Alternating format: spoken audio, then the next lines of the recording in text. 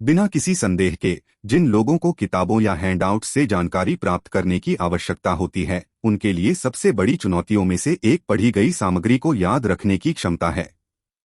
यह विशेष रूप से स्पष्ट है जब कुछ पढ़ते हैं और जानकारी को बरकरार नहीं रखते हैं, तो न केवल समय बर्बाद होता है बल्कि ऊर्जा भी बर्बाद होती है। तो फोकस के साथ पढ़ना और ज्ञान को स्मृति में समर्पित करना कैसे संभव है? सबसे महत्वपूर्ण पहला कदम पढ़ने के लिए एक स्पष्ट लक्ष्य स्थापित करना है। यह मौलिक हो जाता है क्योंकि एक परिभाषित उद्देश्य, जैसे कि विशिष्ट प्रश्नों के उत्तर ढूंढना, पढ़ने के दौरान एकाग्रता में सुधार होता है। जब आप किताब का उद्देश्य जानते हैं, चाहे पिछले कवर से, कान से या सिफारिशों से, तो पढ़ने के दौरान ध्यान बढ़ जाता है। पढ़ना शुरू करते समय यह आकलन करना आवश्यक है कि क्या वातावरण अनुकूल है और क्या मन तैयार है। यह जांचना कि मानसिकता संरेखित है महत्वपूर्ण है। पढ़ते समय मस्तिष्क के दाएं और बाएं दोनों गोलार्धों का उपयोग करने की सलाह दी जाती है, जबकि बायां गोलार्ध तर्क, भाषा और कारण से संबंधित है। दायां गोलार्ध एक साथ कल्पना करता है।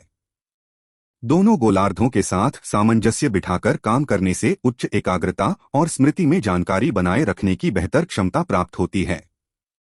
तीसरा महत्वपूर्ण कदम सामग्री सत्यापन है। यह सुनिश्चित करना कि जो पढ़ा गया वह प्रभावी ढंग से स्मृति में दर्ज किया गया है।